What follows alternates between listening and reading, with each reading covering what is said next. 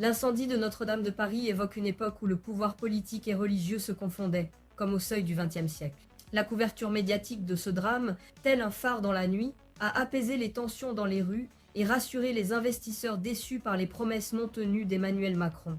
La promesse de restaurer la cathédrale a ouvert une brèche pour attirer des fonds d'urgence, évitant ainsi de provoquer la colère de puissants mécontents, dont les répercussions pourraient être fâcheuses pour le président. Cette annonce a également servi à occuper le terrain public, tandis que de nouvelles réglementations pesantes et insidieuses prenaient forme dans l'ombre de l'Élysée. Ces normes, insidieusement, frôlent l'exploitation humaine. Un autre message se dessine: l'émergence d'une foi peu connue, potentiellement intégrée dans le système éducatif. Le chef d'État deviendrait alors le symbole de cette nouvelle religion et de l'État. Ne pas croire en cette doctrine équivaudrait à renier le pays, vous plaçant ainsi dans le camp des hérétiques, susceptibles de subir les foudres de l'administration ou de la justice sociale.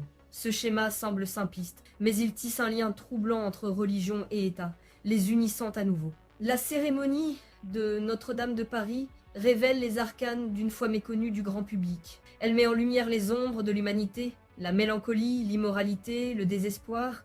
Les médias en deviennent les apôtres, tandis que le gouvernement joue le rôle de distributeur d'opiacés.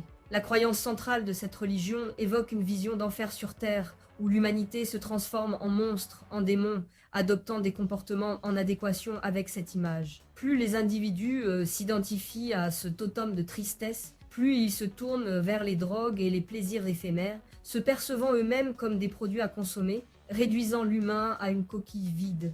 La répétition incessante de cette ambiance lugubre par les médias modifie la perception des citoyens, les éloignant de la joie et de l'espoir, les plongeant dans la décrépitude et l'opportunisme.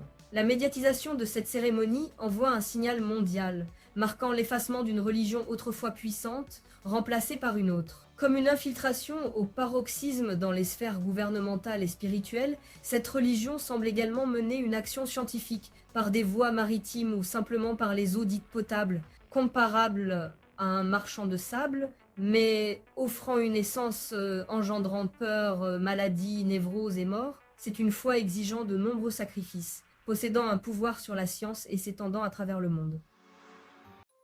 J'espère que mon partage vous a plu. Je vous invite à vous abonner et à activer la petite cloche de notification pour être averti de mes futures vidéos. N'hésitez pas à cliquer sur le pouce bleu et à me laisser un commentaire dans l'espace concerné si vous avez apprécié mon contenu. En plus, ça m'aidera beaucoup. Le sujet plus détaillé et complet du résumé que vous venez de voir se trouve en cliquant sur le lien juste en dessous de cette vidéo dans l'espace description et dans le commentaire épinglé. Je vous dis donc, rendez-vous au prochain sujet traité. À très vite!